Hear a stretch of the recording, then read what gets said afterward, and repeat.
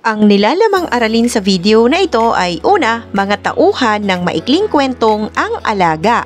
Ikalawa, maikling kwento mula sa East Africa na isinulat ni Barbara Kemeny na ang pamagat ay Ang Alaga. Ikatlo, mga pagsusuring tanong at sagot ukol sa akda.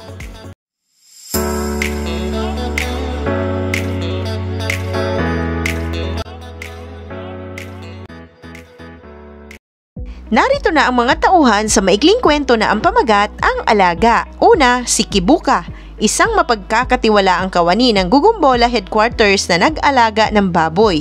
Ikalawa, Musisi, siya ang hepe ng Gugumbola Headquarters. Ikatlo, Yosefu, mukasa matalik na kaibigan ni Kibuka. Ikaapat, apo ni Kibuka, nagbigay ng alagang baboy kay Kibuka. Ikalima, Daudi Kulubya, isang taong nagmalasakit ng minsang pipilay-pilay na naglakad si Kibuka dahil sa pamamasyal niya sa alagang baboy. Ika-anim, Nathaniel Kigundo, driver ng motorsiklo na nakasagasa kay Kibuka at sa alaga niyang baboy. Ika-pito, Muriamo, kaibigan ni Kibuka na masarap magluto. Iyong pakinggan ang salaysay ng maikling kwento mula sa East Africa na ang pamagat Ang Alaga. Isinulat ni Barbara Kemeny, isinali naman sa wikang Filipino ni Magdalena O. Huxon. Pero hindi ko maaaring iwanan ang namatay kong alagang baboy. Maaari po nating ilagay sa likod ng aking sasakyan kung ibig po ninyo. Mas mabuti sana kung puputol-putuli na ito ng matadero dahil hindi na ito maaaring magtagal sa klase ng klima ngayon. Kailanman ay hindi pumasok sa isipan ni Kibuka na kainin ang alagang hayop. Iniisip niya kung saang bahagi ng siyamba ililibing ang alagang hayop. Sinabi niya na ang pagkain ng isang napamahal na alaga ay isang barbarong gawain. Naiisip niya na naghuhukay na siya ng paglilibingan ng alaga. Natitiyak niyang hindi siya tutulungan ng mga taga-kalsada na gawin ito. Sa bandang huli, naisip niya na bakit hindi magkaroon ng bahagi ang kanyang mga kapitbahay sa namatay niyang alaga. Sila naman ang nagpakain sa nasabing alaga. Dinala sa Gugumbola Headquarters ang nasabing alaga ni Kibuka at ipinahati-hati ito sa askaris na naroon. Sino man ang may gustong kumain ng baboy ay pumunta roon bago mag-ikapito ng gabi. Ayon kay Musisi na siya nang nag-asikaso sa namatay na baboy. Sa pagbalik ni Kibuka sa kanyang tahanan, ginamot niya ang kanyang balikat ng gamot na karaniwang ginagamit niya sa anumang sakit na nararanasan niya. Umupo sandali habang umiinom ng tsaa. Maaga siyang natulog at nagising sa magandang sikat ng araw. Nasabi niya sa kanyang sarili na ito ang pinakamaganda niyang pagtulog at nasiyahan siya pagkatapos ng maraming buwan na nagdaan. Dumating si Musisi habang papaalis na si Kibuka upang tingnan kung ang pata ng alaga niyang baboy ay nadala kay Yosefu at Miriamo. Hindi pa sir, ngayon ko pa lamang dadalhin doon. Ibig ba ninyong sumabay na sa akin pagpunta roon? Pumayag si Kibuka na makisabay.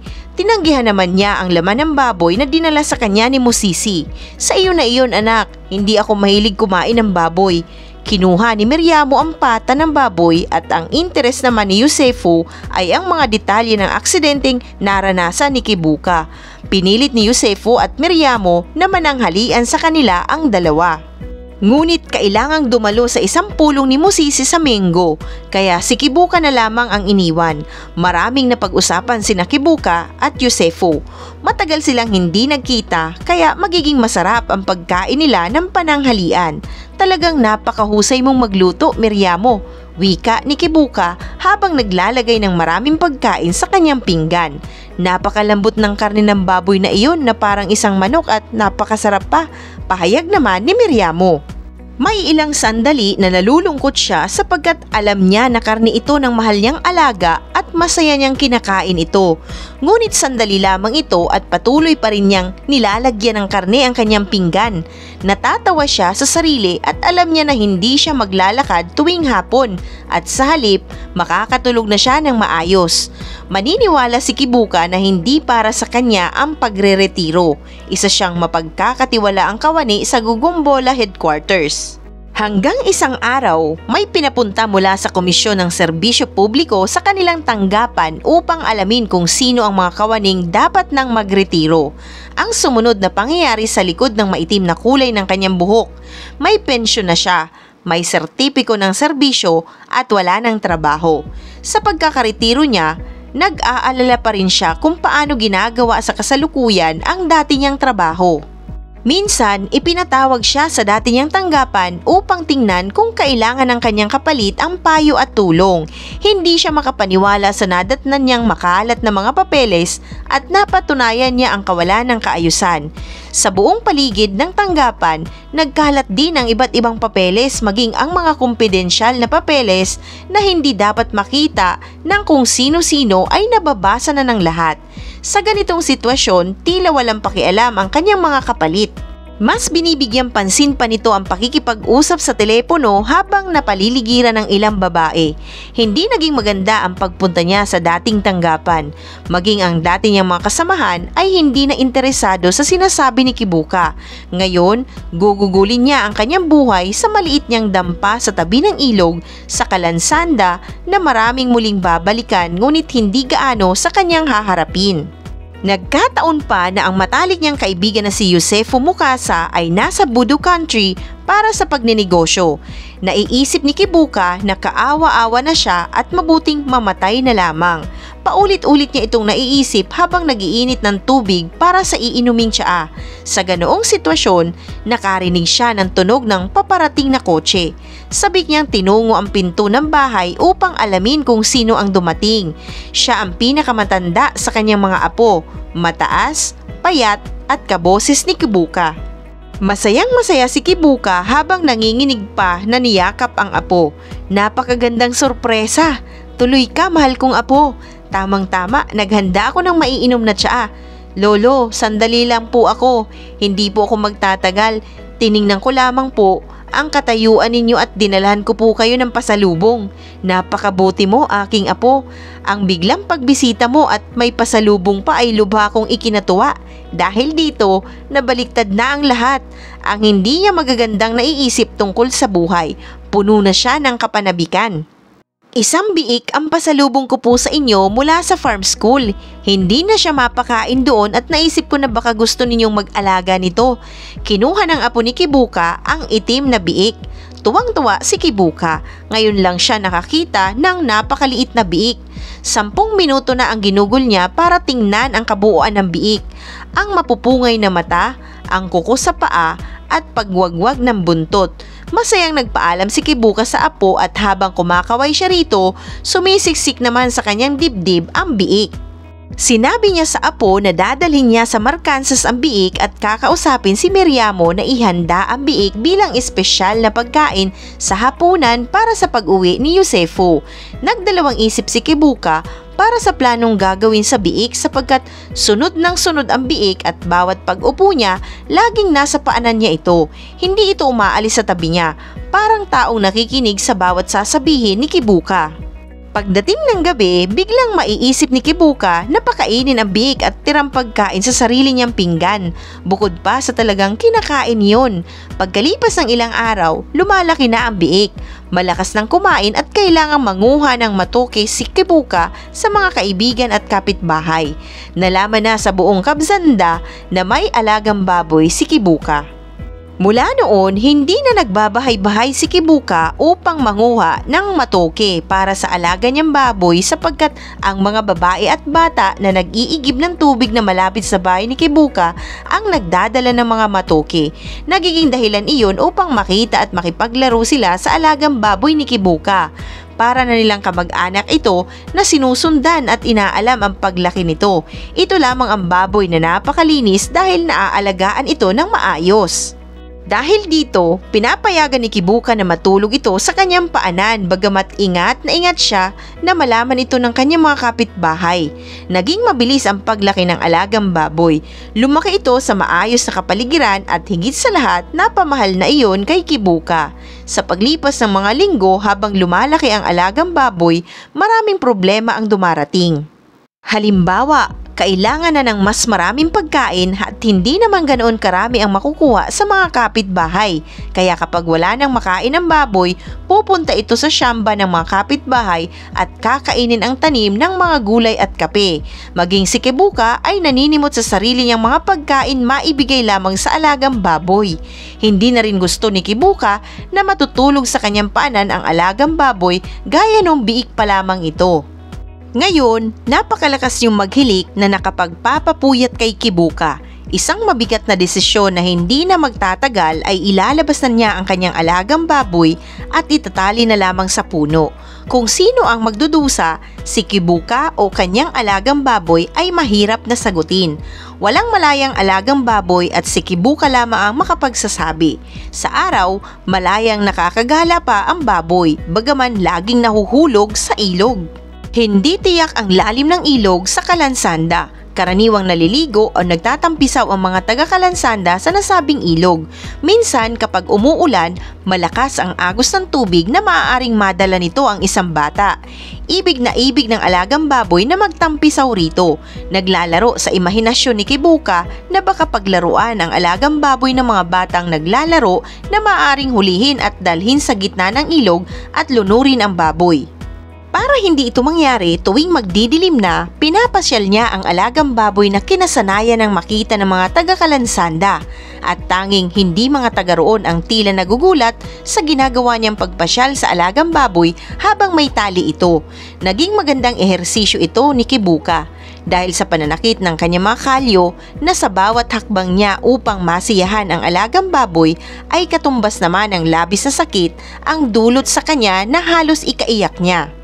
Sinabi niya kay Daudi Colubia na nagmamalasakit sa papilay-pilay niyang lakad na nasisiyahan naman siya sa ginagawa niya sa alagang baboy.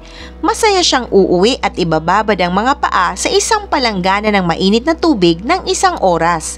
Hindi na niya naiisip ang pananakit ng kanyang mga kalyo. Gaano pa katagal ang ganitong sitwasyon? May mga pagkakataon na kinakausap ni Kibuka ang ilang kilala niyang bumibili ng alaga niyang baboy. Ngunit ang pagmamahal sa alagang baboy ang namamayani kay Kibuka kaya hindi niya ito maipagbibili dahil para na rin itong pagtataksil sa alaga. Isang araw, habang papunta si Kibuka sa sagradong puno at habang naghahalukay sa kumpol ng mga sanga ang alagang baboy, isang di inaasahang pangyayari ang naganap. Si Kibuka, ang alagang baboy at ang driver ng isang motorsiklo ay tumilapon sa iba't ibang direksyon. Nasagasaan sina Kibuka at alagang baboy ng isang motorsiklo. Nang magkamalay na siya, natuwa siya sapagkat buo pa rin ang kanyang katawan maliban sa isang balikat na sumasakit at dugo sa mga kamay niya. Nakilala niya ang driver na si Nathaniel Kigundo na tila hindi naman gaanong nasaktan. Inalis niya ang mga damong nakatabon sa kanyang mukha at makikita ang mahabang punit ng pantalon sa tapat ng isa sa kanyang tuhod. Mula sa kung saan, narinig niya ang napakalakas na iyak ng alagang baboy ni Kibuka at doon nagpunta ang dalawang lalaki. Pagdating nila ay umiiyak ang baboy dahil sa pagkakaipit ng liig nito at namatay na. Totoong nakasama kay Kibuka ang aksidente na nag-iwan sa kanyang kondisyon ng walang katiyakan. Habang nakaupo siya sa tabi ng namatay na alagang hayop, iniisip niya ang kasunod na mga pangyayari. Marami ng taong nag-uosyoso. Titingnan si Kibuka at namatay na alagang hayop. At pagkatapos ang motorsiklo naman ang kanilang titingnan. Dumating si Musisi, ang hepe ng Gugombola. Kinuha ang pahayag ni Kigundo at pagkatapos nilapitan si Kibuka at pinipilit na isakay sa kanyang sasakyan upang iuwi sa bahay niya. "Sir, mukhang hindi pa maganda ang lagay ninyo. Bukas na lang kayo kukunan ng pahayag. Magpahinga muna kayo. Pero hindi ko maaaring iwanan ang namatay kong alagang baboy. Maaari po nating ilagay sa likod ng aking sasakyan kung ibig po ninyo. Mas mabuti sana kung puputol-putuli na ito ng matadero dahil hindi na ito maaaring magtagal sa klase ng klima ngayon. Kailanman ay hindi pumasok sa isipan ni Kibuka na kainin ang alagang hayop. Iniisip niya kung saang bahagi ng siyamba ililibing ang alagang hayop. Sinabi niya na ang pagkain ng isang napamahal na alaga ay isang barbarong gawain. Naiisip niya na naghuhukay na siya ng paglilibingan ng alaga. Natitiyak niyang hindi siya tutulungan ng mga taga-kalsada na gawin ito. Sa bandang huli, naisip niya na bakit hindi magkaroon ng bahagi ang kanyang mga kapitbahay sa namatay niyang alaga. Sila naman ang nagpakain sa nasabing alaga. Dinala sa Gugumbola headquarters ang nasabing alaga ni Kibuka at ipahahati-hati ito sa askaris na naroon. Sino man ang may gustong kumain ng baboy ay pumunta roon bago mag-ikapito ng gabi. Ayon kay Musisi na siya nang nag-asikaso sa namatay na baboy. Sa pagbalik ni Kibuka sa kanyang tahanan, ginamot niya ang kanyang balikat ng gamot na karaniwang ginagamit niya sa anumang sakit na nararanasan niya. Umupo sandali habang umiinom ng tsaa. Maaga siyang natulog at nagising sa magandang sikat ng araw.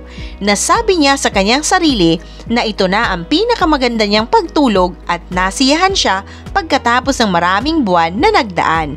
Dumating si Musisi habang papaalis na si Kibuka upang tingnan kung ang pata ng alaga niyang baboy ay nadala kay Yusefo at Miriamo. Hindi pa sir, ngayon ko pa lamang dadalhin doon. Ibig ba ninyong sumabay na sa akin pagpunta roon? Pumayag si Kibuka na makisabay. Tinanggihan naman niya ang laman ng baboy na dinala sa kanya ni Musisi. Sa iyo na iyon anak, hindi ako mahilig kumain ng baboy. Kinuha ni Miriamo ang pata ng baboy at ang interes naman ni Yusefo ay ang mga detalye ng aksidenteng naranasan ni Kibuka. Pinilit ni Yusefo at Miriamo na mananghalian na sa kanila ang dalawa, ngunit kailangang dumalo sa isang pulong ni Musisi sa Mengo, kaya si Kibuka na lamang ang iniwan. Maraming napag-usapan si Kibuka at Yusefo. Matagal silang hindi nagkita kaya magiging masarap ang pagkain nila ng pananghalian. Talagang napakahusay mong magluto, Miriamo, wika ni Kibuka habang naglalagay ng maraming pagkain sa kanyang pinggan. Napakalambot ng karne ng baboy na iyon na parang isang manok at napakasarap pa, pahayag naman ni Miriamo. May ilang sandali na nalulungkot siya sapagkat alam niya na karne ito ng mahal niyang alaga at masaya niyang kinakain ito. Ngunit sandali lamang ito at patuloy pa rin niyang nilalagyan ng karne ang kanyang pinggan.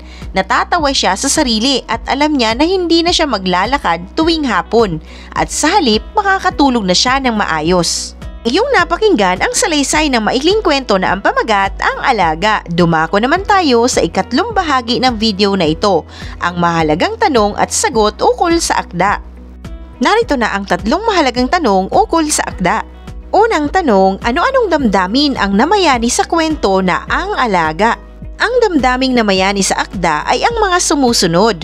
Una, panghihinayang. Ito ang naunawaan kong damdamin ni Kibuka nang makita niyang patay na ang alaga.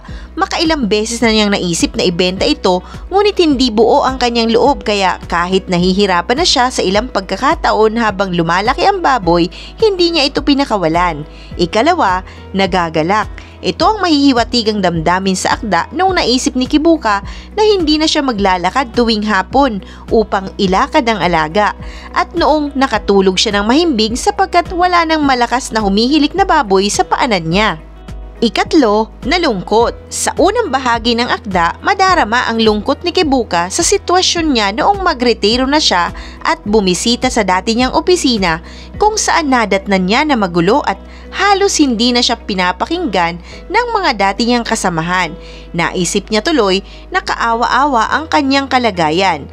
Bigla na lang itong naiba noong dumalaw sa kanya ang kanyang apo. Ikaapat, pag-aalala. Noong panahon na wala na halos maibigay na pagkain si Kibuka sa alaga at kumakain na ito ng mga pananim ay nag-alala siya. Sa bandang huli naman, ang naganap na aksidente ay nagdulot din ng pag-aalala kay Kibuka para sa alaga at sa kanyang sarili. Ikalawang tanong, para sa iyo, ano ang kahalagahan ng akda sa sarili, lipunan at daigdig? Sa aking naunawaan, ang pagre-retiro na ata ang isa sa pinaka-inaabangan ng marami upang sa wakas ay makapagpahinga na sa araw-araw na pagtatrabaho. Ang pagod, puyat at mahabang lakbay para lang makapasok at makauwi sa tahanan ay hindi na nila gagawin. Ngunit may ilang tao na hindi ito ikinatutuwa katulad na lamang ni Kibuka sa kwento. Naiisip niyang bumalik sa trabaho. Sa akda, mauunawaan ang kahalagahan ng oras para sa sarili upang matuto ng ilang mga bagay bukod pa sa iyong kasalukuyang trabaho. Mas mainam kung may alam kang maaaring gawin sakaling dumating ka sa retirement na edad. Mahalagang mapagtuunan mo ng pansin kung saan ka rin sasaya at malilibang o di kaya matutunan ang ibang gawain na kaya kung sakaling ikaw ay matanda na, katulad na lamang ng paghahalaman at pag-aalaga ng mga hayop. Ang akda rin ay nagpakita ng kahalagahan ng pagkakaisa at pagtutulungan ng komunidad sa anumang sitwasyon ng buhay. Pinatutunayan sa akda na walang mahirap kung tulong-tulong, katulad na lamang ng tulong-tulong nilang pagpapakain sa baboy hanggang sa lumaki ito. Mauunawaan din na magiging masaya ang kapaligiran kung ang bawat isa ay may malasakit sa kapwa. Hindi rin dahilan ang hirap ng buhay upang hindi ka makatulong at maging masaya. Ang kwentong ito ay sumasalamin sa kaugalian at kultura ng isang lugar. Ipinakikilala nito sa ibang bahagi ng mundo na may mga tao na mabubuti pa rin ang kalooban at kayang magpakita ng malasakit sa kapwa. Ikatlong tanong, ano ang gintong aral na iyong naunawaan sa akda? Para sa akin, mahalagang maging positibo at magiliw ang ating pananaw sa lahat ng posibilidad sa buhay. Maging matulungin sa kapwa at mapagbigay sa tuwing may pagkakataon. Makisama at makibagay sa mga tao sa ating paligid. Mainam din na pag-isipang matuto ng maraming bagay na maaari mong magamit pagdating ng panahon bukod sa iyong trabaho sa kasalukuyan. Ito rin ay magbubukas ng iba pang oportunidad at pagkakataon. Isang mahalagang aralin muli ang iyong napanood. Maraming salamat sa panonood sa channel na Aralin sa Filipino. Huwag mag-atubiling mag-comment ng inyong tanong, suggestions o paglilinaw ukol sa aralin. Munting kahilingan sa iyong kaibigan, paki-like, share and subscribe para updated ka sa mga susunod pang bagong video ng Aralin mo sa Filipino.